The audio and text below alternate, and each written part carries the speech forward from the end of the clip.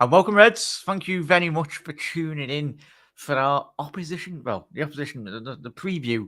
Oh, bloody hell, you can tell you haven't done a show in a while. But welcome, everyone. Thank you very much for tuning in, the absolute legends. I'm joined by two very special guests, as always. Owen from Cop On. Mate, thank you very much for coming on. And thank goodness football is back. That's what I'm just saying. You're so polite. Yeah, well done. You refrained from a swear word. Well done. And I shall try my best, my bally best to do the same. Yes. Thank Friday. Thank Frank. Thank, any other words beginning Saint with Peter. F. Yeah, all of them, all of the saints, all of the spirits, all of the sprites, and the pixies in the forests. Saint Ian Rush. Saint back. Ian Yes, St. John. Exactly. Yeah. Ian St. John. Thank them all because yes, it's been absolutely ages, with the cancelled games and all that, and it's going to be just everything concentrated into like a super intense period. I don't know if I can handle it. I'm already nervous about Brighton. But I'm really excited to be back. So thanks very much for the invite and great to be here. Always welcome, mate. And Spider as well. I was going to say, well, Owen, what have you been doing in your time? Have you been going away or have you been on holiday or you just, yeah, I'll ask Spider what he's been doing over the last 2 weeks. I'm suddenly madly busy. I'm running my own school for teaching English. Yeah. But just like a sort of one-man band kind of thing. And a great thing is, in France is that generally speaking, the level of English is very much like the level of French in Britain. Yeah. Like, no one's very good at it really, or very few people are. So I've got loads of work and I found a way that people can automate booking a lesson with me, which in theory is excellent, but in practice means I haven't got a spare moment to think because everyone's booking these lessons. So it's been great. I talk a lot about football. I work a lot with, football fans or people who work in football.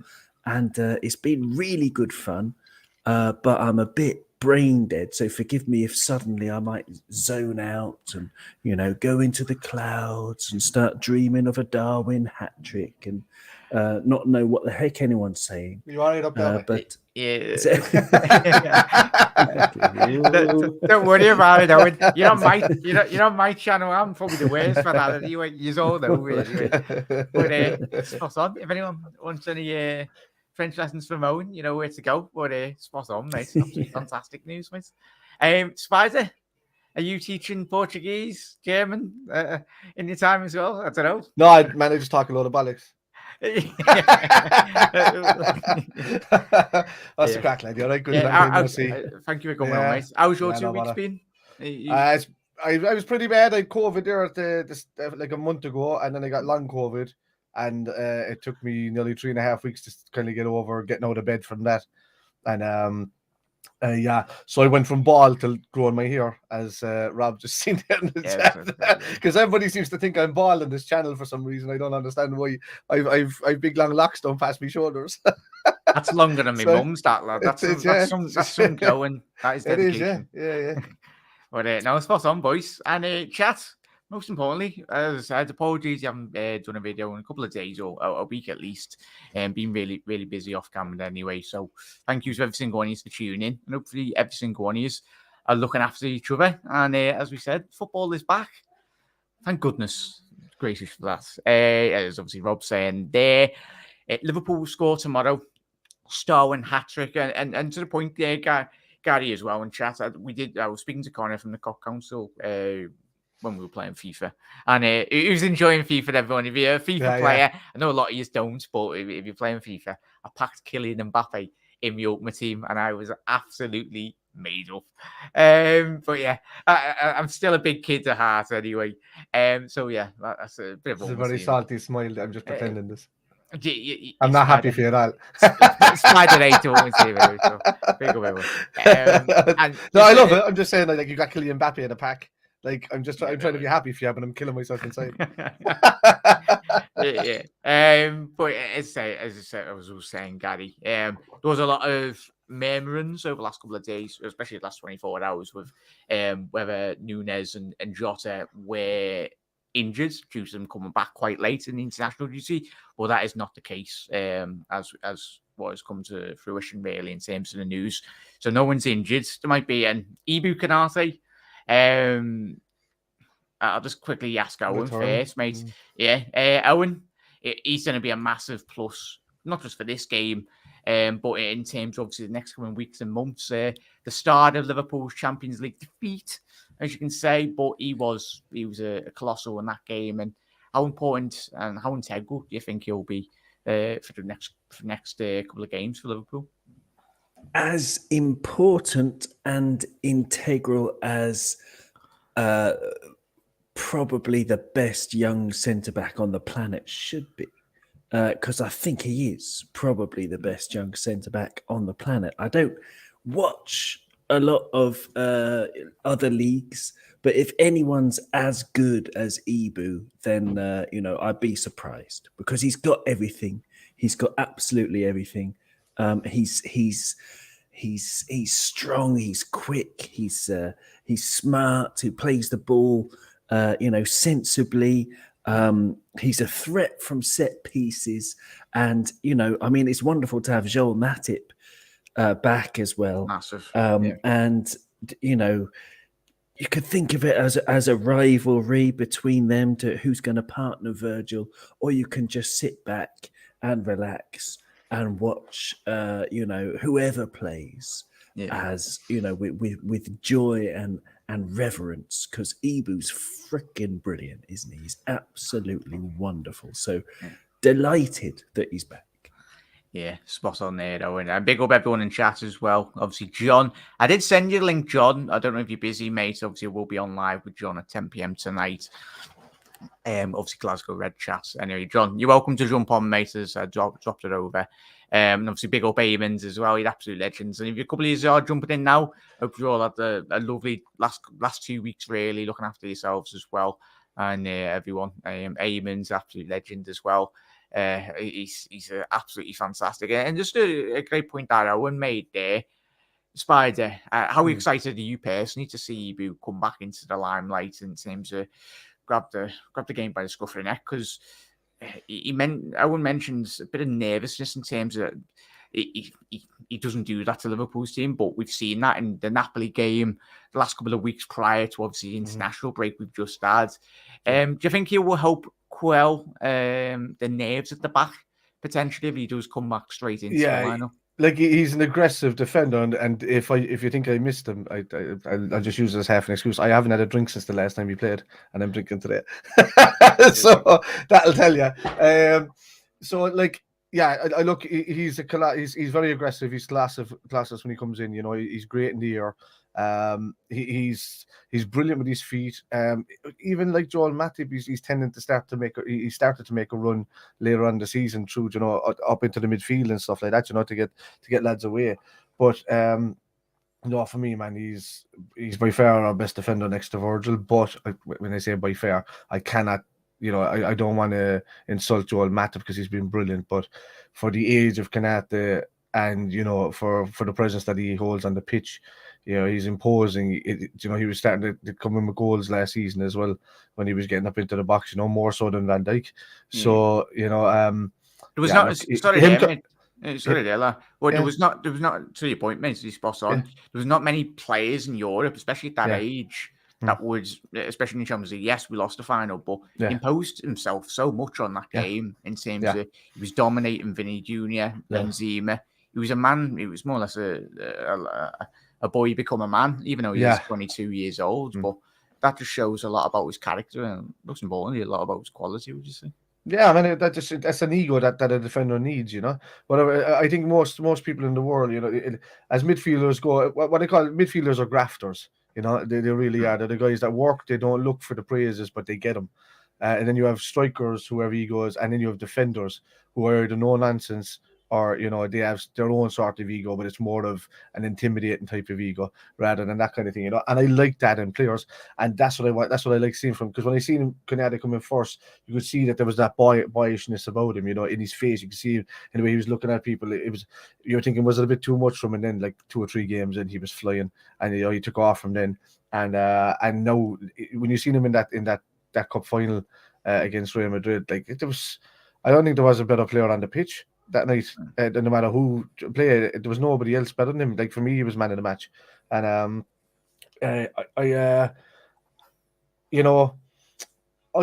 believe that him and Virgil going forward are the makings of the main duo. And if there's rotations between him and Matip coming in, and maybe Joe Gomez for the cups, then I'm happy enough with that. I mean, the defense is sorted pretty much there, So I mean, we're only going to be starting to look at like defensive midfield positions to help Fabinho out and to rotate with Fabinho. We're going to be Calvin Ramsey's come in for right back to help Trent out. So look, there's a good bones of a squad there. Couple of dead weights to lift out there, but that's about it. Konaté coming back is just a massive boost. Just a quick one, Owen. Do you think the break come at a right time for Liverpool, or do you think it? How did you interpret the 2-week break for Liverpool? Do you think it was good, or time will tell this weekend? But do you think it would have helped Liverpool galvanise themselves, especially more time on the training pitch, 1-to-1 for Jurgen Klopp and the technical staff, really? Because we've all watched the last couple of weeks. There's been some issues, quite a lot of issues at the back in relation to certain areas of the pitch where Liverpool are pressing certain areas and not. But how have you interpreted the last 2 weeks? Yeah, I mean, I think we were lucky to have the game cancelled against Chelsea, wasn't it? Because we just weren't in good form. I don't think we're suddenly gonna be great. Sorry if that's a bit of a Donald Downer or a Debbie depressing thing to say, but I do think that it's unlikely that we're suddenly going to find the balance that has been missing, I think. But I do think, yes, it was great that we had a bit of extra time, as you say, because in that time, I mean, Trent, I don't remember the last time he was very publicly under pressure with England because he wasn't selected for the first time for the England squad a couple of years ago. I think it was during COVID. And then in the sort of couple of months after that, he played absolutely out of his skin because he was angry at all the pressure and the spotlight and people doubting his ability. So hopefully we'll see a big step up for Trent, who's been in some ways still very good, but in many ways not great so far. With Calvin Ramsey being in training, that should help Trent as well, give him an extra bit of motivation to keep his place if Calvin Ramsey's as good as people say. So yeah, I think it's definitely would have helped Trent, would have helped Hendo because he's going to be wanting to, do his best to make his last ever World Cup in this, to prove. So we've got a few players with a lot to prove and a few players who have badly needed a rest, who have had a rest. But, in times past, we're under Jurgen since he came in. Generally, correct me if I'm wrong, but I think our record isn't that great now after international breaks. We start slowly, and when we get into a rhythm, then the results start coming in. So hopefully we can learn from those past mistakes and hit the ground running. But yes, there are definitely on the surface of things some definite positives for having had that break at that time. Absolutely spot on, mate. Chat as well. I pose you as a question as well. How have you interpreted the break for Liverpool? Do you think it was a positive or a negative? Obviously, we'll find out in the next couple of weeks. But I think what we're all hoping really is the reaction. Most importantly, as Owen alluded to, with the certain players getting a rest because they've needed it. I think I've done a show a couple of weeks back, and we had to look at the minutes played for quite a lot of Liverpool players, and compared them to a lot of players around Europe, apart from obviously Man City and obviously the top teams, that i.e. Real Madrid as well. But other teams have probably better quality in, especially the elite level teams, in a bit more padded out, really. Well, chat, let us know in the comment section below as well. Big shout out to obviously Jamie Phillips as well. Thank you very much for tuning in, mate. I've dropped your link, mate, but no worries at all. But yeah, no, I'll just seeing your message on Twitter, mate. No worries at all. Hopefully everything is going good with Penny as well, mate. As always, much love, mate. And Spider as well. In terms of going into this game, obviously Brighton have been absolutely flying. Lost my words. They've been absolutely flying. They're sat fourth at the minute, obviously with a game less played compared to obviously Arsenal, City and Tottenham. So a win would take them up to 16 points if they did get against Liverpool. And they just recently changed manager. I think it's the Shakhtar manager. Apologies, I'm wrong. The extra, I think. Is it? Am I wrong there? Am I completely wrong there? I couldn't tell you. I yeah, didn't even notice who came in, to be honest with you. But yeah, obviously replacing Graham Potter. Chat, you'll know. Let us know anyway. I'm probably completely wrong, but how do you feel? De Zerbi? Sorry, I was in the clouds then. Are you talking Brighton's new manager? Yeah. Is it not the Shakhtar manager? I'll tell you. I can tell you a little bit about him because I did a bit of research for Cop On a couple of weeks ago. I can tell you a bit about him. Yeah, Roberto De Zerbi. He made his name really working his way up the Italian leagues. He's only ever won one trophy. That was the Serie C trophy with Foggia. But he had a good reputation in Italy, and from 2018 to 2021, he was the manager of Sassuolo, who in that time, really made progress. He's an attacking manager. He always likes to attack.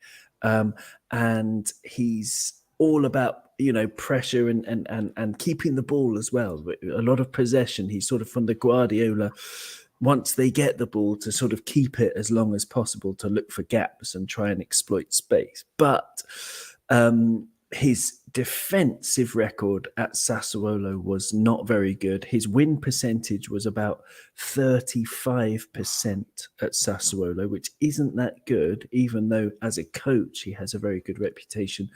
But then when he moved to Shakhtar, before the Ukrainian league was suspended, his win rate was up to 66%. But then there's a lot of dross in the Ukrainian league, especially compared to a good team like Shakhtar. So that's all I know about De Zerbi. But Spot on, Owen. Love it, mate. So I love getting you on. You're on the mute there, Spider, are you? I said that was 15,000 more words than I knew about him anyway. Never clue. No, Google. Auntie Google. She's great.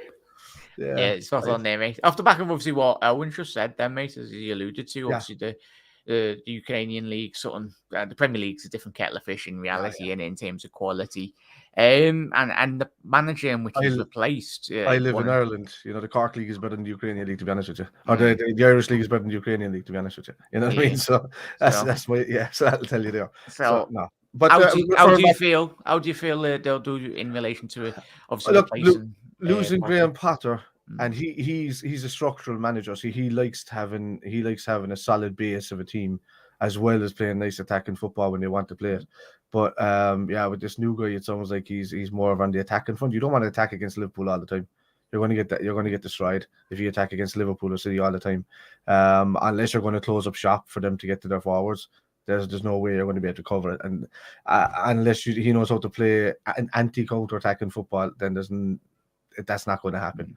So he can come in and he can do all the flair all he wants, sort of like that. But he's going to see this as maybe a gimme game for him coming in as a manager, because he's going against Liverpool. He's going in against Liverpool. Now, every team is going to want to beat Liverpool with a new manager when they come in.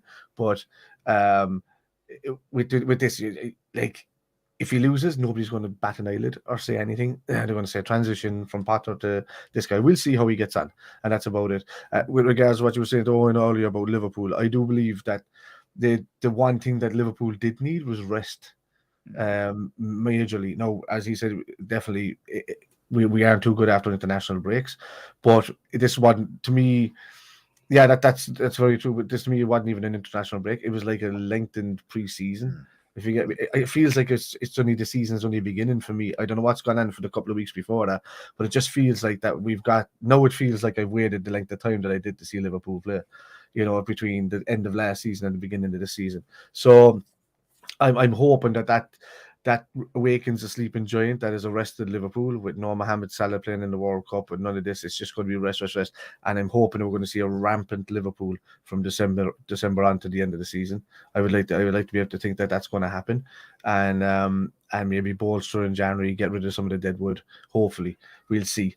But regards with Brighton coming up, Liverpool, they have to win if we're going to be going for the league. It's that simple, Probably one of the most trickiest sides as well, aren't they? Yeah. I just quickly, spot on. I mean, I quickly go through some of the results if obviously no one's been watching. Obviously, in terms of Brighton this season, they won against Manchester United. Not that hard. But they won 2-1 on the opening game of the season. They drew against Newcastle. Got a big win against West Ham away at the London Stadium. A 1-0 against Leeds, 2-1 against Brighton. Well, they got beat by Fulham. Obviously, we dropped points against Fulham, so no way our game there. And Brighton won 5-2 against Leicester just before the break as well. So, and Pascal Gross as well. He started the season off really well. Have you seen any of Brighton this season, Spider, or have you watched it on match? I've seen bits of I've catched a match of the day. I watch highlights on YouTube. I try and catch as much highlights of every team that I possibly can when I'm watching it. I like watching other fan channels as well, so I like their opinions on what's happening about the team. And to me, that's one of the best places that you can get information from about a rival team, about any team, in the league. Sorry, every team's a rival in the league, but opposition team, I should say. But like that for me is a great source of information besides just Google itself. But look, Brighton have started they've done really well under Potter. I think they've just grown under Potter. I think he spotted an opportunity where he probably couldn't do any more with him without breaking into maybe the Europa Conference League or something like that, that's probably the next step. But can he turn down an opportunity like Chelsea? No. I don't think so. Quick paycheck as well after getting sacked in about 6 months. I think he can do that job, even if it doesn't work out for him, because everybody knows what kind of club Chelsea is for firing managers and letting them go all the time. He can get away with it, and then probably follow David Moyes in West Ham if David Moyes goes somewhere else, or he could probably do an Everton job next, or something like that. That's he can get himself to a point where it's a club that's bigger than Brighton, but in a similar position standards, that should be in. So spot on, mate. You probably compare that with would you say with and chat as well, let us know, with Brendan Rodgers in terms of Rodgers at that time when he was at Swansea and obviously making that big move to Liverpool. You're never going to find out with these managers have got the ability, similar with Eddie Howe at Newcastle as well, until these young managers, or not, don't have to be English as well. You look around Europe, certain managers sink or swim. But in terms of I think Eddie Howe is really underrated, by the way. I think he's very similar to Potter in his ratings. I understand that Newcastle have money now and all of that, but he did wonders with Bournemouth when he was there. It's just that every so often the passion between a manager and a club just dies, including the players and all that. It's like monotonous. It's repetitious, So after a while, unless it's something on a building block that's as massive as what Liverpool were back in the day, there's so many distractions these days that the football part of it becomes really boring to him. At a point, and the dressing room stuff becomes really boring to him, and that's the thing. Whereas the minds back in the day, they listened to the manager. Their life was football. Their life was the manager. The father was the manager, pretty much in their lives, And these days, there's so many distractions, everything going on around them, that most players find it bored. That part of it boring. The part before they get on the pitch, the part leading up to it, they get bored. It's just idle minds when the minds are kept busy somewhere else. If it was me as a manager, I'd be banning every electronic device for everything. You're only allowed it when you go home. The school of Spider, Christ. You're gonna be like fake. I'd be evil. I'd be evil. Watch out, third graders. I'm Inspired to coming be throwing all the players' phones at the wall and everything. Right, get off TikTok, will you, lad? But yeah, make them all dance in front of it and them all point and laugh. Go full on Roy Keane when you Spider, bloody hell. Yeah, he's only from up the road there for me. It's in the water. Yeah. But Owen, what are your thoughts on Brighton? I analysed Brighton when I have watched them over the last couple of years, and even when you come to Liverpool last season, you could have easily come away with all 3 points. I was very lucky to be in the stadium that game, and it was one of those games, and we found out on the last day of the season what could have been. We had a lot of chances in that first 45-minute period, didn't we, Owen? But just your general thoughts on Brighton as running of a football club, mate. I really admire them in terms of way, as we've Spider alluded to, they lose Cucurella, lose Basuma, lose quite a Ben White as well to Arsenal a couple of months prior to them transfers. So your thoughts on Brighton, mate? They're probably, for me, I don't know how you feel, we were one of the best run clubs in the whole of Europe. Yeah, without a doubt. Yeah, I'm full of respect for them. They've got some great players. You know, I would love to have Pascal Gross, even though he's 31. Imagine, signing him in January. I think he'd improve us. I think Trossard would improve us as well. He's a great player. And they've got a couple of others, McAllister as well, converted from a striker to a midfielder, and, running games, 4 wins, 1 draw and 1 loss for Brighton. I mean, can you imagine that sort of, 10 years ago or whatever, or 15 years ago, Brighton were absolutely nowhere. So they did extremely well to get Graham Potter, who's just a wonderful manager with awful taste in clubs, going to Chelsea now, especially with their owner situation and like the absolute the horror show that's going on there. It doesn't make sense to me. But yeah, I mean, Brighton, they've just been smart. They're very, very smart, and it's how football clubs should be run. They should not be puppets of states, or they shouldn't be PLCs who are answerable to their shareholders and all that stuff. It's like they work within their means, and they play great football, and full of respect to them. So we haven't beaten them. I mean, the last time they came to Anfield was 2-2, and the time before that in February 2021 we lost to them at Anfield. So we haven't beaten them in 3 times. And here's a good fact for you about tomorrow's game, that it's the first time that Brighton have been ahead of Liverpool at kickoff since 1981. Did we win the league that year as well? Europe as well. But no, we were 8th at the time, and they were 7th, and now they're 4th. I mean, they're ahead of us. I mean, in some ways, they're favourites for the game tomorrow. We have to bear that in mind. We can't just think, well, they're just the minnows, we should walk all over them. It's going to be so difficult. But yeah, I don't know. Yeah, hats off to them. They're a fantastic team. Yeah, spot on, mate. And that's probably the rationale, as Owen said there, Spider, we've had him as fans. It's sometimes it is easy considering how good Liverpool have been playing in recent years. But I think the way we started the season is probably a slap in the face, not just to the fans, but really the players as well, and even the manager, to say. And that's what I admire, as much as it disappoints me Liverpool miss out on league titles. But the fact that City go and go and go and go, it's so difficult. So we've seen in previous years as well, and a lot of managers around Europe, to get a team as structured week in, week out, and be consistent year after year. I admire that so much in Manchester City, because as well as having all the resources they do have, they've still got to go out there week after week and put in performance. But as Owen's alluded to there, Spider, it's going to be difficult to really keep hold of those players as well. And in terms of if Brighton do continue playing the philosophy, and obviously, who knows with the new coach that they've just brought in as well. Do you think long term Brighton can continue this consistency in which they've showed in recent years? It's absolutely remarkable, as Owen said. Teams coming Yeah, into the if Premier they League can- and hitting the ground running, as we've seen. If they can keep rotating the players in and out. So if they're losing a couple and they bring in something of the same milk and then back them up. You see, the thing with these lower teams, they tend to bring in 2 young fellas that can do the same thing, then 2 medium boys that can come straight into the squad. And then, there's always a star from one of those 4 that are there available, And they don't have the largest squads, but they do have almost, especially in midfield, you have almost 4 per position, and they have the same with strikers. But in the back line, it's always just like youth backed up with experience.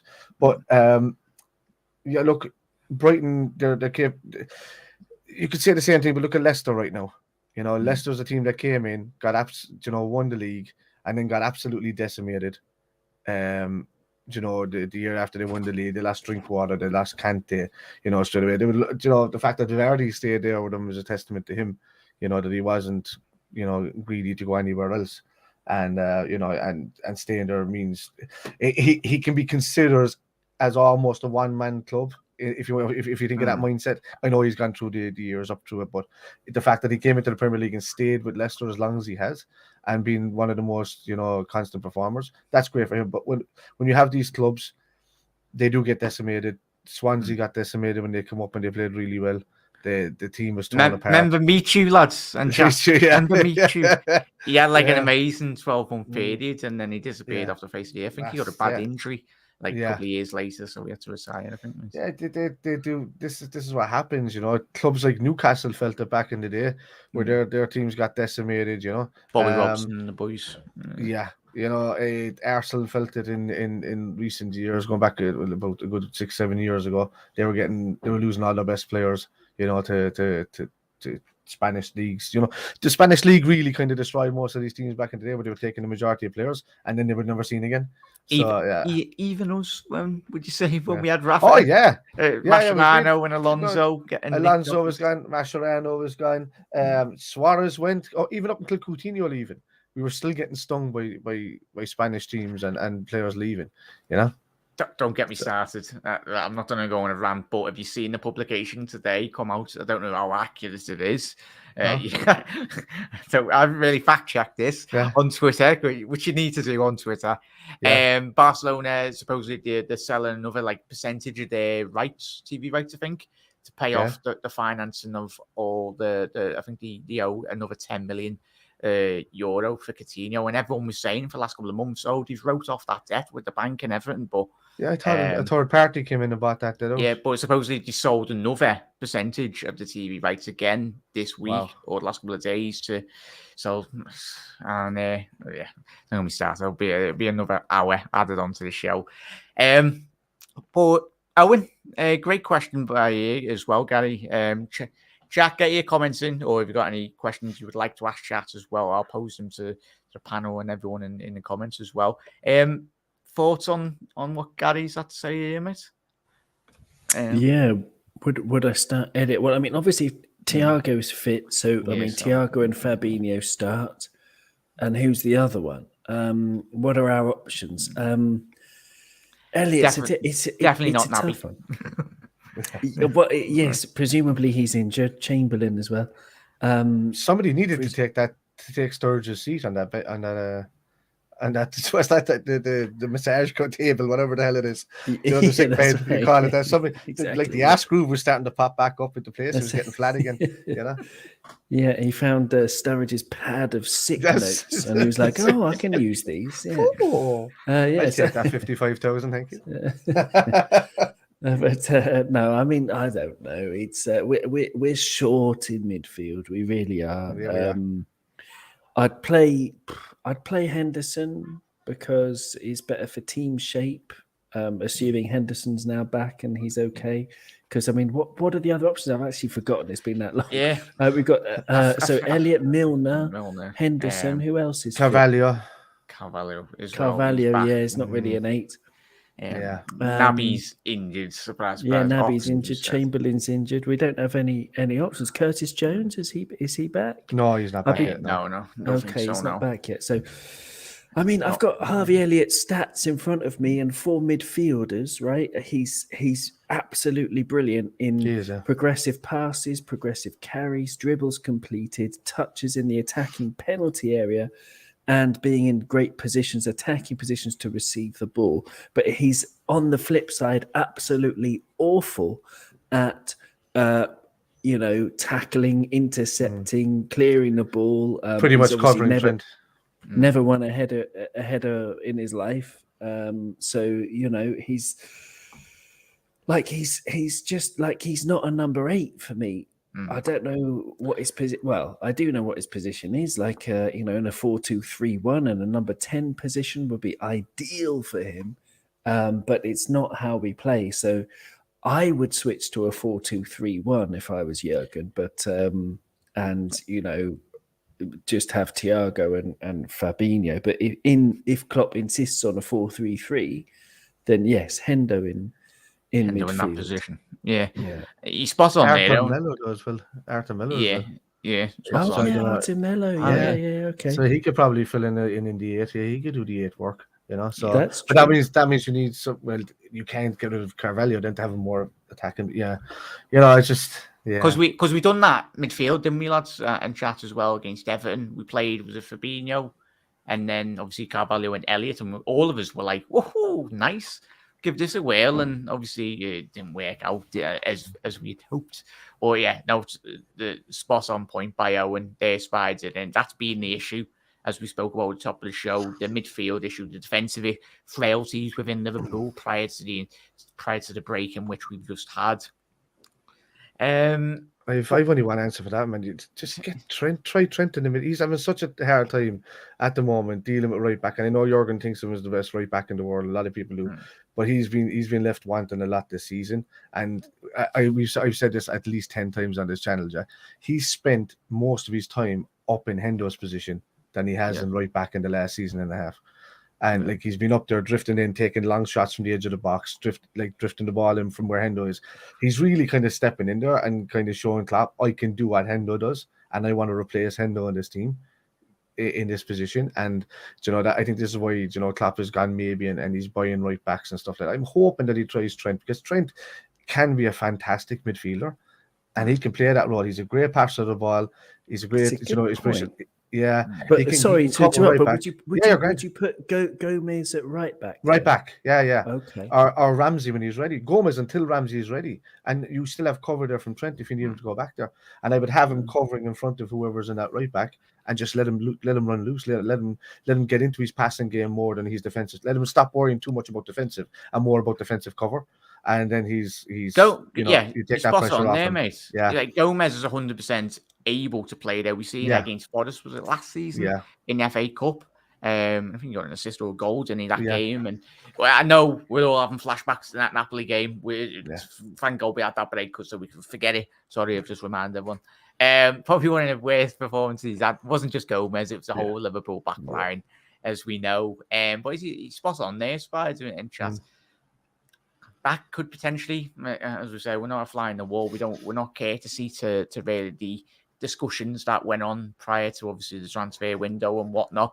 But ideally, it's, as you said, Spider, and like me and Owen have spoke about this plenty of times over the last couple of years as well, mate.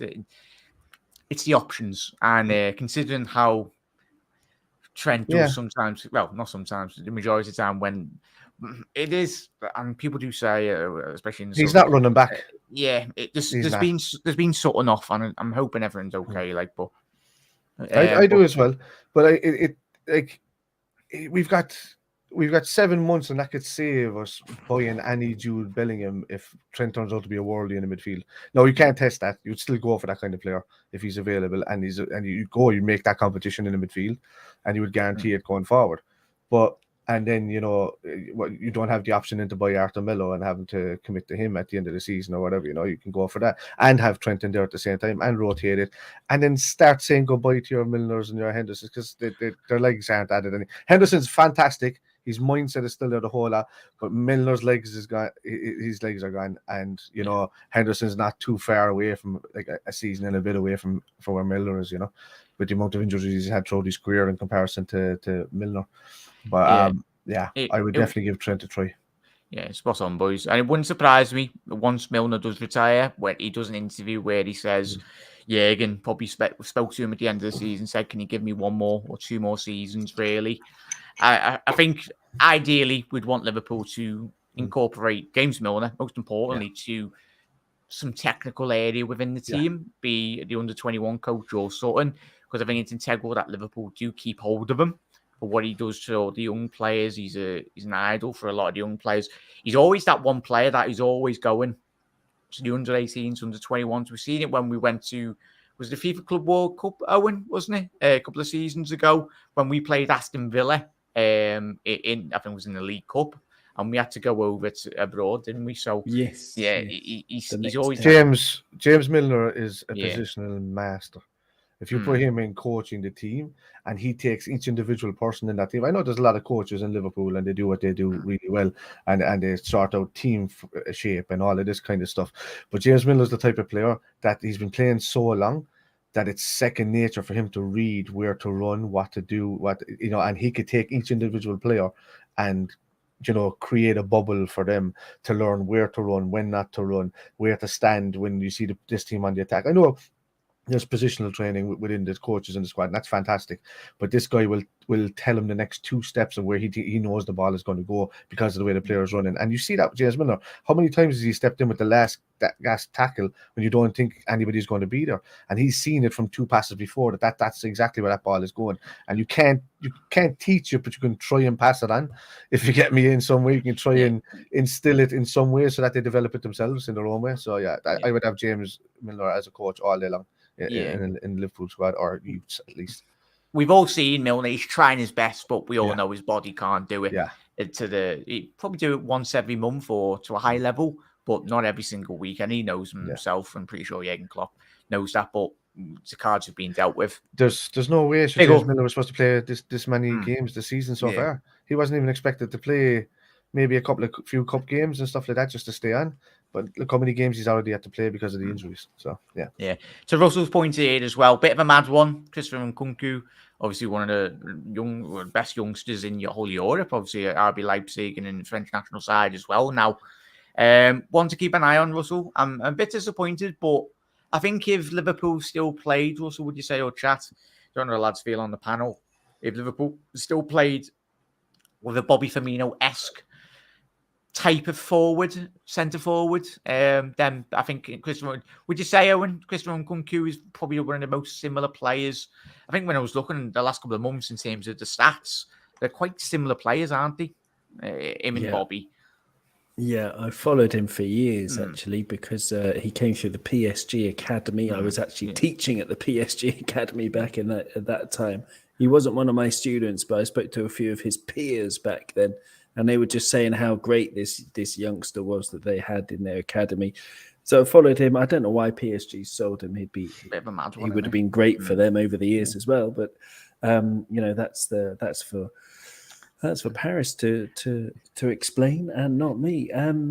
He's a wonderfully talented player. He's actually not that young anymore. He's 24. Oh, is he? So he's going to be 25 on November the 14th. I have his birthday in front of me.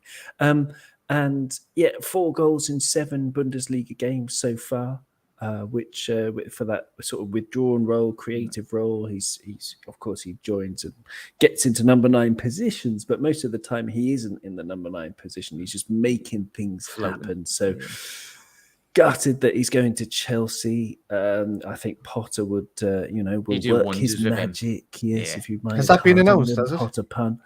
But no, apparently he's gone for a medical. That's all I heard. And then, but I have no idea, so don't take my word for it. No, it's a bit of a mad one, isn't it, Owen? I was speaking to Connor before, and I was like, it's been mad at the way it's been allowed to happen. Like, it's September, isn't it? I don't know. It's been a bit mad. But Russell, you never know. Funnier things. We could do what we done to Spurs and just go, hello, Christopher. Do you want to join Liverpool? let Chelsea spend all the millions on the medical, and we'll see you again last minute. You never know, mate. Spot on there, gents. If we've got any ambition, obviously, with Eamon said, we've got to beat the likes of Brighton at home. And we spoke about this, Eamon, and we spoke to, obviously, Owen and Spider. Obviously, the last couple of seasons, really, in terms of we spoke about coming to this season. I think all of us did going into these games, and we've had a couple of them already this season that if Liverpool want and have aspirations of winning league titles, no disrespect to the teams that are coming to Anfield, but you need to be winning. Whether they're away from home, you can probably compensate. Yes, Man United, the previous seasons we've watched them, they've been absolutely abysmal, but losing at Old Trafford is not jeopardising to your season because it does happen, and it has done for the best part of the last 20 years, really. But it's the games like we spoke about Brighton last season should have been 3-4-0 up in the first half. We never. I think Brighton scored just before half time or just after in the second half, and then they were quite dominant. And I remember that game like it was crystal clear. It was the game where Ox got brought on. I think it was for Naby or one of the midfielders. I think it was Milner. But Ox was literally getting pep talked by Klopp every single 2 minutes within the game. He was getting dragged to the halfway line. I think it was Basuma and obviously the other young lads as well. He's quite a big lad. The other African that they've got as well. I forgot what's his name. It was not a Marty. The other lad anyway. I've completely gone on my head. You probably know him, chat anyway. Not Caicedo because he's only just started recent playing, any but Not the other Basuma. lad. No, the other lads. He's The other- completely gone on my head. I usually know his name.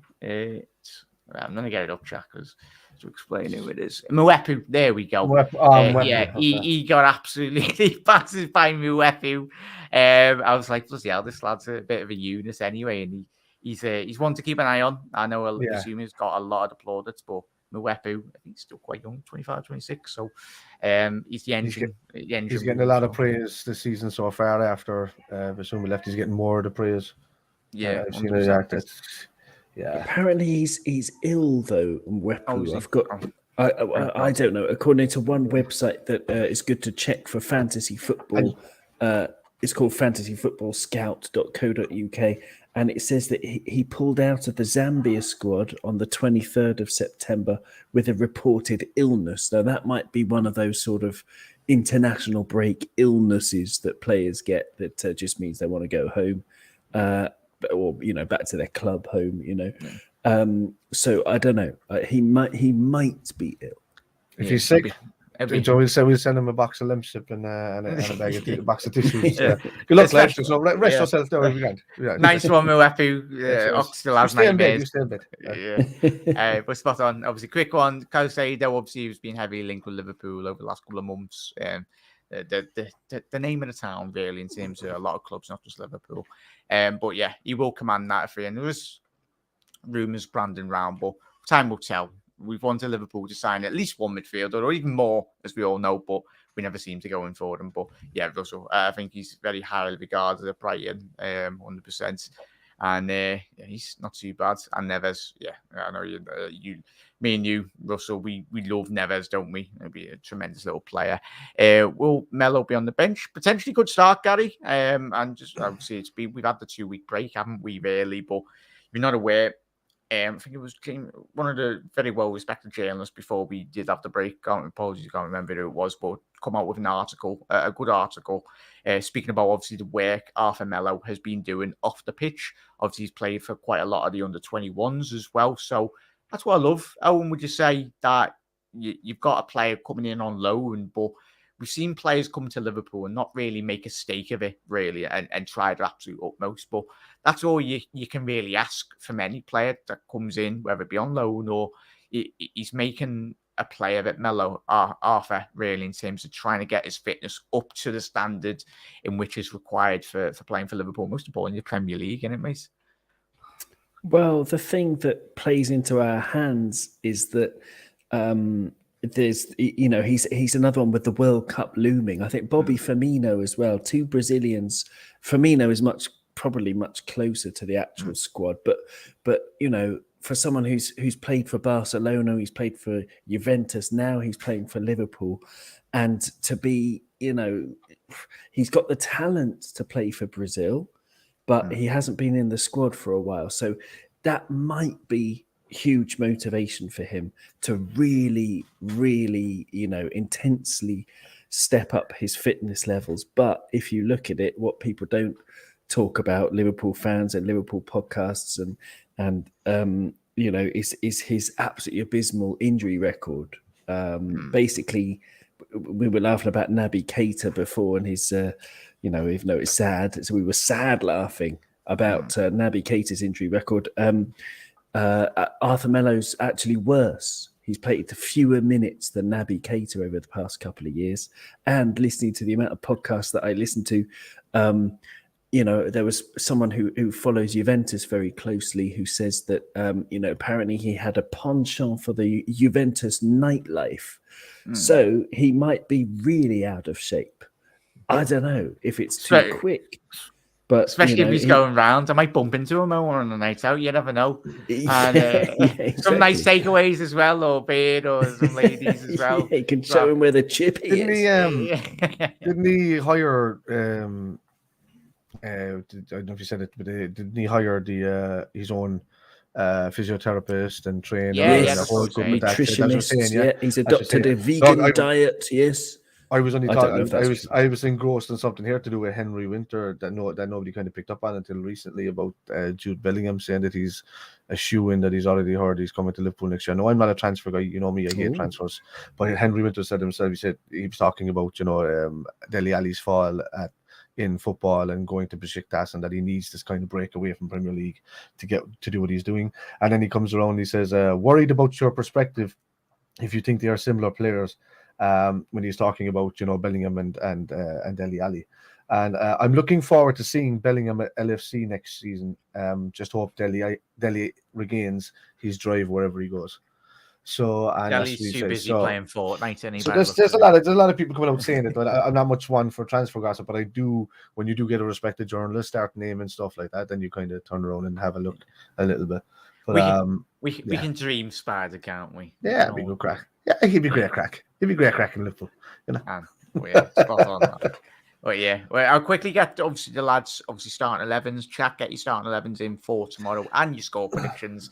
We haven't done the score prediction in a while. I know a lot of you don't like to do them, and I was watching Doug's video, and he tweeted me on Twitter. It was yesterday or the day before, and I seen a little video, and he had muted his mic. He'd done a prime jack at the beginning of his episode, muted his mic by accident, and Owen's been on plenty of podcasts with me. He's like, your mic's on mute. I'm not Spider. All of you know. Even done a cameo of a 10-minute episode where my mic was on mute, but we won't talk about that. Yeah, and I was looking at the chat as well, so apologies, chat. Thank God I haven't done that today. I know it's been 2 weeks off anyway for me, but yeah, we'll quickly get to obviously the lads starting 11s, but rattle through all these comments as well. Really do appreciate every single one for tuning in. Most of all, these are all looking after yourselves. As always, Red Sun. Hey, Dave, how you doing, matey? Absolute legends. Carvalho will not see much game time. It'll be interesting. Time will tell. Arthur is definitely available. 100% there. Brian. Thiago. Gary's going with his starting midfield. Thiago, Fabinho, Elliott, the best for now. They tried Trent midfield for England and abandoned it at half-time, and that was against Andorra. He was terrible. But Brian, who's he getting managed by? Might as well be getting managed by me, Owen, Spider. I think we'd all do a better job than the Southgate, the Southgate win. The coat, the coat wearing, the suit wearing, whatever you want to call them. Gareth bloody Southgate. Get Big Sam in, I say. Probably do a better job. We will. Anybody with a full marshmallow tracksuit, a peak cap, will do a big peak baseball cap. But it surprised me. I don't know how you feel, lads. Obviously, I never watch England. I watched them if on telly I was made up the ladies one and done England proud, really, in terms of football. Shame the lads can't do it. Considering the players we've got. But people were surprised by how negative England play. And I'm like, I was just reading through Twitter the last 2 weeks. I'm like, have you not seen England play a game of football, Owen? They are absolutely abysmal, considering the players England have got. I get it's been successful in the past, but even still, it's madness, isn't it? I can't believe how overrated. I mean, I'm not an England fan. was born on the island of Jersey. My dad was Welsh, so I grew up as a Wales supporter. And from the outside, I mean, I don't know, like I don't actively dislike England. I find it quite funny when they lose to poor teams, but like it's unwatchable as a neutral. Like these games are generally unwatchable, and I had an actual look at the results under Southgate since 2019, right? Because that's just as far back as I could be bothered to go. The last 40 matches, which is a lot in 3 years of international football. But anyway, in 40 matches, by my reckoning, England have had 6 good results since 2019. Loads of obvious wins against the likes of Kosovo and San Marino, and loads of like draws and losses to teams like Italy the other night. But every time they don't play with any cohesion. I can't stand it. Like I watch about 20 minutes of it, maybe an entire half, and I'm like, there's got to be something else on, because they don't play together. It's full of individuals. Southgate's very boring. He sets it up like it's like, I prefer to watch paint dry than play in England because the style is awful. And like the way he treats Trent. I mean, for example, a lot's been made of Trent, but Trent is, in my opinion, the most imaginative English footballer that I've seen in my life. Like I've seen some wonderful players, maybe even better players than Trent, like Gascoigne, the real legends of England. They've had some absolutely marvelous players, but none of them have had the imagination of Trent. These one-touch passes, the way that Trent sees the game and plays the game and can control the game from right back. You need a hell of an imagination to do that. And you've got Gareth Southgate managing him.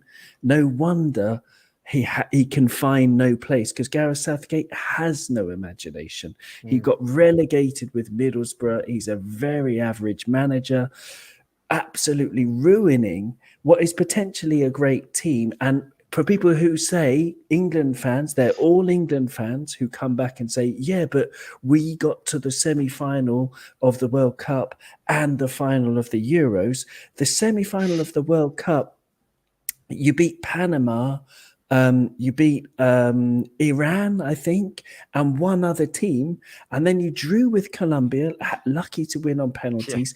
Yeah. You scraped past Denmark. You lost to Belgium twice, and then you lost in the semi-final with basically the first.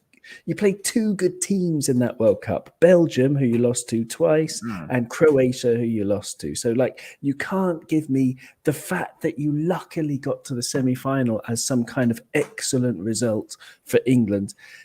It's just rubbish, and it's he's been found out over time for something that lots of us knew many years ago, that he's just not up to the job, and England could do better. And the sooner that Graham Potter leaves Chelsea to go and become the England manager, the better it will be for Liverpool, because I think he'll do very well at Chelsea. Spot on, Owen. I couldn't say that any better, really, but go ahead. Yeah, being a massive England fan that I am.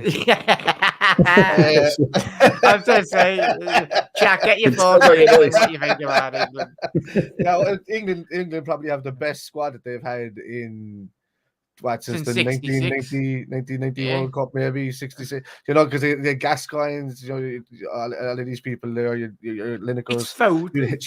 It's Foden. I watch Foden as much as he plays for City. What a tremendous footballer. Him and Trent are probably 2 of England's best talented players. Yeah, unbelievable. Wasted. The vision, like, for me, Trent, as Owen said, Trent is one that he's got probably the highest vision in the Premier League for picking out a pass next to De Bruyne. I think the lads just see passes in gaps. Around. I just don't. I don't know what Southgate is doing there. As an Irish fan, Irish teams have never. Some teams have been great for Ireland. They've never really won anything, but what we did always have was a lot of passion and heart, and and a hell of a support system.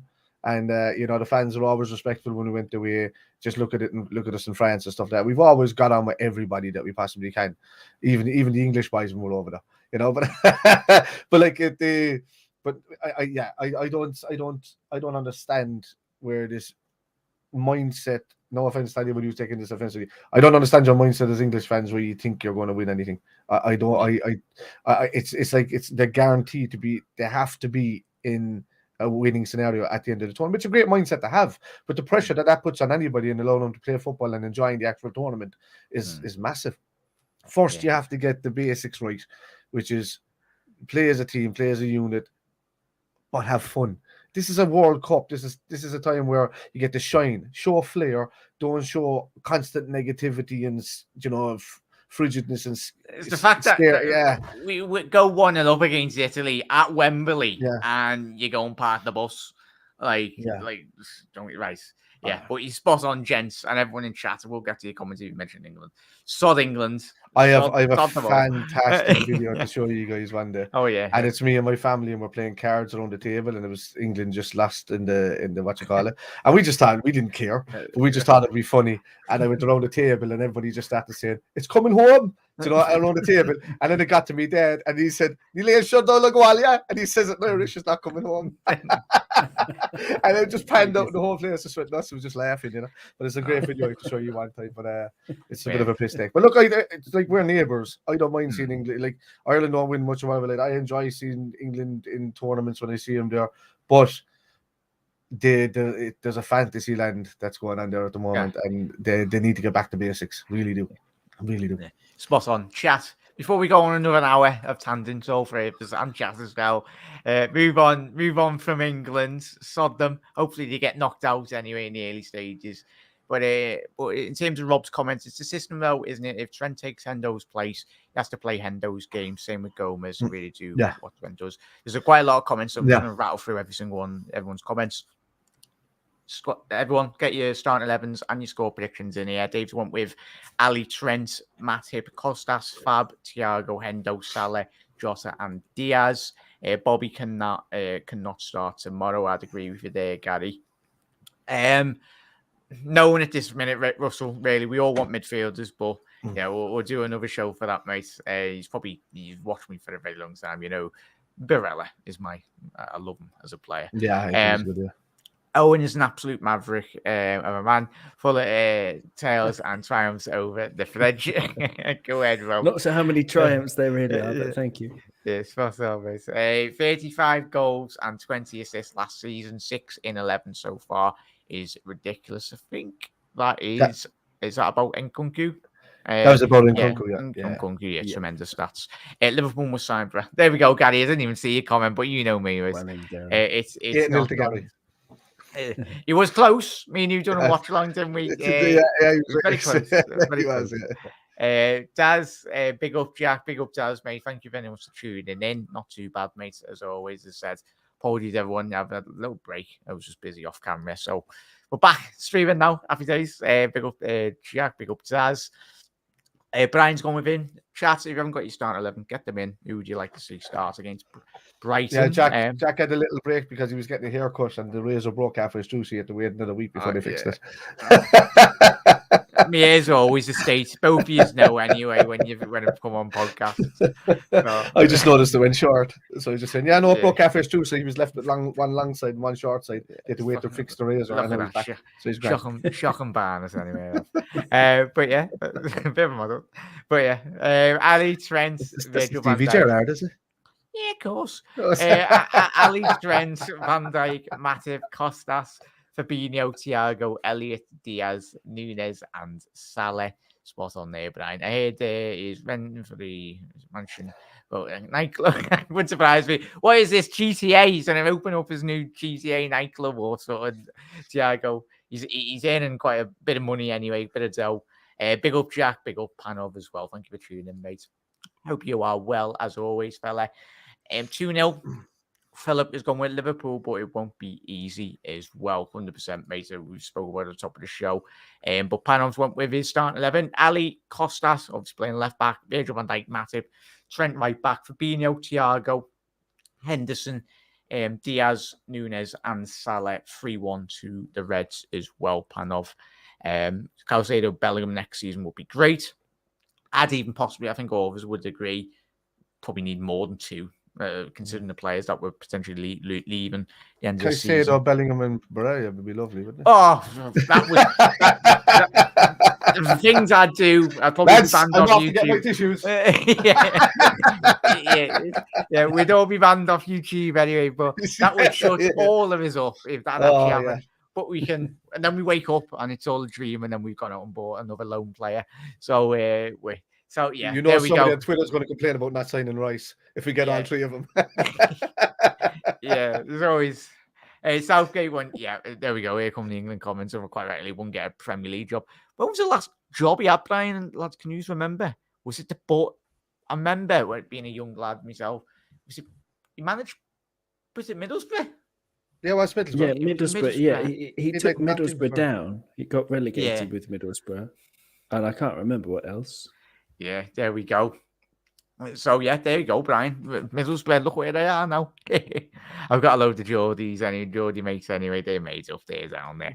It's a load of dudes. Watching England. Trent wasted his bloody time going 100%.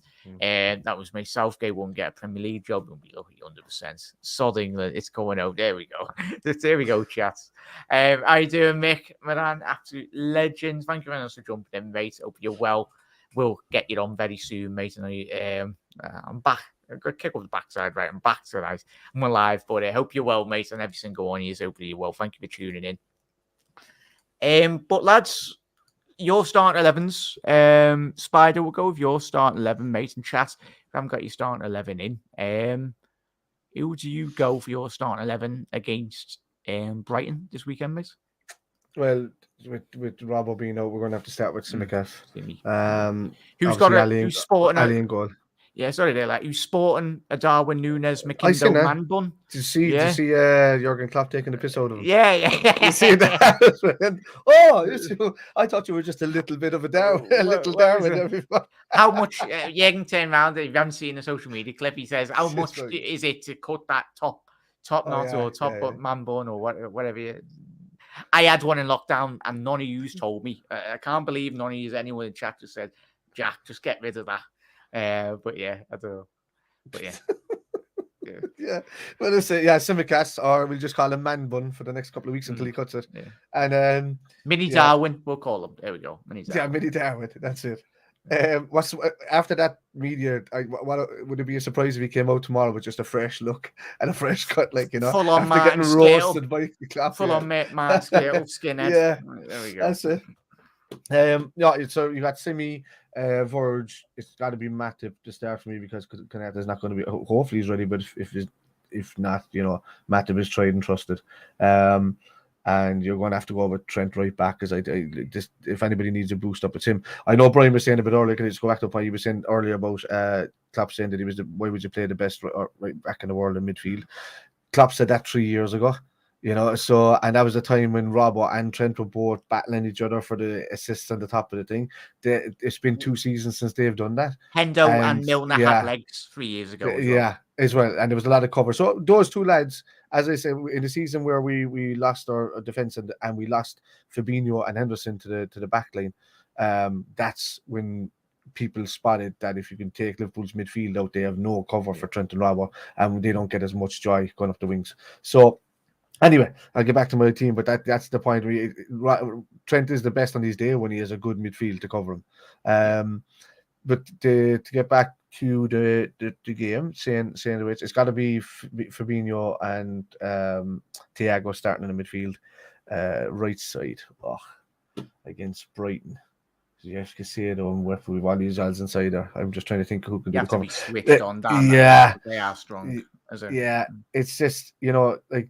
Thiago and Fabinho will be on the left. It's the right is the problem with Trent, and Henderson is the smart choice. Elliott is the exciting choice.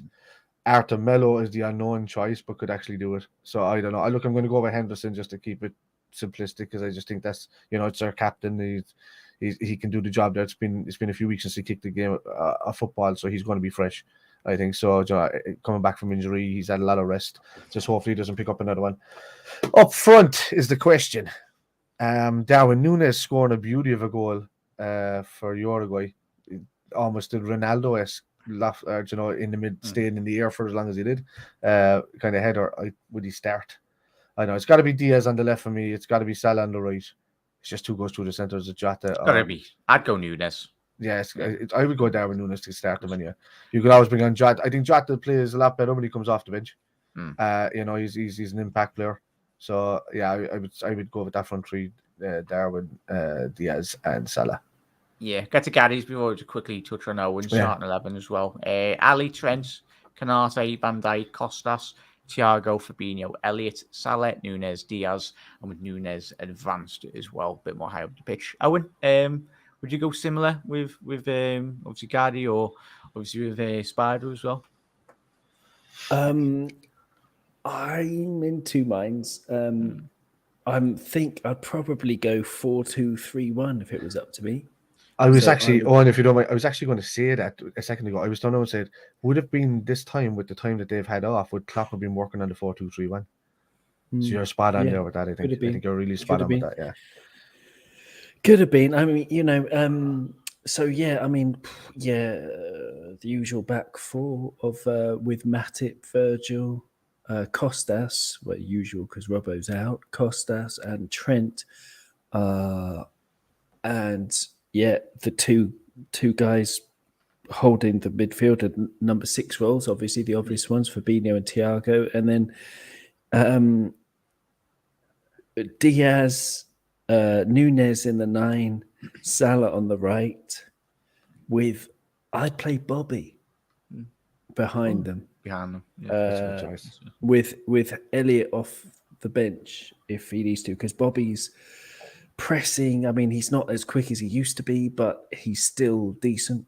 He can help out defensively from that sort of number 10 role, second striker role. And I think with the other guys around him, we have to remember, Bobby, he played in the 9-0, for example, our best game of the season, probably, and he was absolutely sublime. And he hasn't always hit the heights, but again, he's with the World Cup, I'll repeat it for a third time, with this World Cup around the corner, he deserves a chance to stake his claim for the Brazilian national team. I think he deserves the chance to stake his claim in the Liverpool team, because he hasn't really let us down. Lots of people say how bad he's been, or I don't buy it for a second. I think he's slowed down a little bit, but he's still very, very dangerous, and he's still the silkiness will never fray with Bobby. He'll have that forever. So yeah, that would be my team. Or if we go 4-3-3, then I'm playing Trent in midfield for that third midfield spot, and Gomez at right back. Love it. Yeah, I would think that. Yeah, love it, lads. Love it. That's the thing about the fickle bunch that fans are, aren't they? I mean, but they were talking about how good Bobby was for a few weeks, and then all of a sudden he had one bad game, and they were getting him out of the team. And they were talking about like he was terrible for months, and he was brilliant. He was one of our best players at the start of the season. He was terrible for like the first 2 games, then he was brilliant for the next 3, and all of a sudden, give him a new contract, blah blah blah, and then all of a sudden, I'll get rid of him. It's just so fickle. Yeah. It's so another thing. Yeah. Another thing about all these people who have been criticizing our players. I mean, in the past 3 or 4 years, of course, apart from the COVID season, but we got 97 points, 99 points. We almost won the quadruple last season. So I hear a lot of criticism, for example, of Naby Keita. When he's fit for the 19 or so games that he's fit, he's been brilliant. Like, he has been brilliant. And I don't think it's fair to really criticize too many of our players, to be honest. I think the league will be won in the 80s this season. I'll be honest with you. I think it's going to be, I don't think anybody's going to reach the 90s. Oh yeah, no, 100%. I think it's going to be. It's just like I don't think they're going to hit the 90s. I think everybody's going to be stuck around the 80s. There might be 86, 87 points, but I don't think. I think everybody's going to be. Thereabouts. There's going to be a lot. There's going to be a lot of happening. I think City are going to struggle after the World Cup a bit. They don't think they go on. I think one season out of the last 4 that they went on a really strong run to beat us for the league. in the second half of the season. I think the rest of the time we've been catching up with them and going from like 16 points back to 1 point. So and just losing up by a point every so. It's pivotal that to keep older Haaland fully fit in it, lads. Yeah, I think we all agree. Yeah, as much as he plays for City, I think he'll be able to scheme train. Ridiculous. Like, he touched the ball, like 6 or 7 times, but he scored 5 gols within a game. Yeah, it's ridiculous. Yeah, but I don't see City falling away. I see City getting 95 points plus again. Yeah. And Haaland smacking 50 goals at this rate. Christ, I know we've had a 2-week break or something, but as much as we dislike City, as we know, but I admire. Foden, I'd love that he played for Liverpool, but he's a Manc. He's a Manchester lad anyway, but he's a tremendous player. Haaland's ridiculous. But if they are to run away with the league, hopefully they don't. We're only very short period into the season, boys. But yeah, as Panov said there, Núñez needs to run the games and we has to bring Jota off the bench. Elliott ahead of Trent in a progressive move. Everyone wants, but Henderson in front and Matip behind covers Trent properly. It's a 50-50 as well. And we see when Matip, when he come on, it was the Napoli game, there was a much more reassured presence to Liverpool's back line. I'd have to probably disagree a small bit with Brian, only on the point that people are talking about Trent like he's 28 or 29 and he's only 24. So and Elliott, Elliott's 18 or whatever like that. Progressive is Elliott getting better over the next couple of seasons again in the Liverpool squad that he's a 5-year contract with. And I think that you could try Trent before you start going for one of those 3 in Bellingham and all of that. There's a point that that Trent could be, if he's given a chance in the midfield, I think he can do phenomenally well. I think his passing game, I think he's how much he's after bulking up now. I think because he's played so much in the right back position, he's now going to be in the back of his mind defensively minded, besides his ability to go forwards, which is what he really wants to do. So I think you're just going to create a world star player if you put him in midfield right now. I think putting him in the right back is going to do the same thing that it did for Fabinho, which is create a monster in the midfield. Really, at the time, so we see. Sorry, lad, for interrupting. Oh, yeah. It's and we haven't even talked about boys as well. Apologies as well. It's Manchester's derby, so it's important that we need to win this weekend, as we spoke about in recent seasons. Liverpool have always historically, last couple of seasons, dropped points when City have not capitalised on a game of winning 3 points. It was last season as well. I think when we drew against Brighton, Manchester City drew, or they got beat. Was it to Brighton? Or they got beat by Palace. I mean, it was the early season last year as well. So it's important. But as well, score predictions, lads, and chat as well. I know a lot of chat have always said Brian's going with 2-0 to the Reds. Hopefully that's Brian to the Reds. Gary's went with 5-3. Or was he out, Gary? Yeah, I couldn't cope with that. Yeah, I was going to say. Gary loves 8 goals, doesn't he? Yeah, he loves 8 goals. Yeah, I'm going to go with a 2-1, gents, and everyone in chat. I go 2-1 Liverpool. It's going to be a tight game, difficult game. I think 3-1. All right, you're going 3-1, Spider, for you? Yeah, I think so. I think it'll be 3-1 to us. I think we need to score a couple of goals and we need to do better than scoring the 2 last year. I think I need to prove a point. So, yeah. Owen, are you going to go with your score prediction? Well, for how poorly we've been this season, we're unbeaten in our last 26 Premier League games at Anfield, which I was really surprised about. We've won 20, we've drawn 6. So it's Fortress Anfield. I'm going for the 21st win in that run. I think we're going to win. I think it will be very difficult. I think it's going to be a cracking match.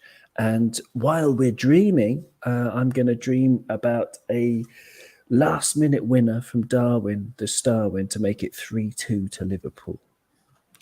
Love it, Owen. And everyone in chat, I get the lads to shout out, obviously, their socials and what shows they've got coming up. But a massive thank you to every single one of you. There's been that many bloody obvious in chat, and really do appreciate you all. Obviously, shout out Brian, Gary, Panov, Dave as well, and obviously Mick, Moran. Make sure you head over to check out Mick's latest episodes. Him and Dave done an interview with Robbo from I think he's left the Anfield Wrap now, but it's a cracking interview. Mick and Dave have done separately on both of their channels, so please do head over, support the lads as well. And but gents, thank you very much for jumping on. Owen, firstly, just really do appreciate you coming on tonight, mate. Always a pleasure. what content have you got coming out? Obviously, the post-match reaction show. Just give your channel plug, please. Well, yeah, I mean, like I said, I've been madly busy. I said at the start of this show, but Cop On will be back now that Liverpool is back. The audio version, or follow us on YouTube as well. I'm sort of slowly kicking off the YouTube channel as well. But yes, wherever you get your podcast, your audio podcast, if you search for Cop On, or, if anyone wants to subscribe to our YouTube, then please do. Thanks to everyone. Thanks to Jack and everyone in the comments. Great to have your comments and great chatting with you, Jack and Spider as well. Been an absolute pleasure. Thank you.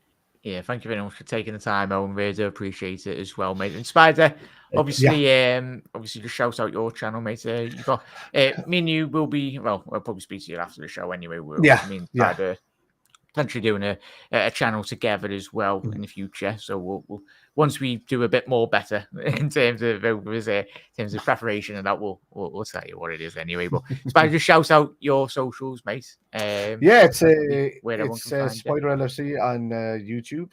Hi, Jack. How are you? Oh, that's not me. Wrong button. There we go. Hey. It's Spider LFC on YouTube, as you all know by now, I hope. And the kitman for the comedy sketches and stuff like that. And I've got a lot of stuff coming up with Jack as well going forward.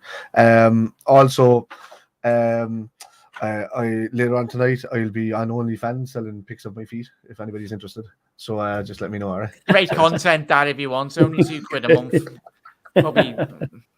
Yeah, it's the left leg is clipped, the right leg is not clipped, so I can work for both species. Yeah, there we go. Happy days. My hair is blonde anyway in terms of my legs, so we should all be blondes anyway. But head over to Spider's OnlyFans if you want. I've a guest just trying to get in on the action. Well, yeah, thank you very much, Spider, and thank you very much, Owen, as well. And most importantly, hello. Flash. Hello. Flash. Yes, Flash. He's been licking my elbow for about 5 minutes. So there you go, Wes. He said, I might as well say hello. Please say hello. He's like, Dad, give me a hug. Give me a hug. That's what he wants, yeah. But gents, thank you very much for jumping in. It's been an hour and bloody 20 minutes. Flew over. Wow.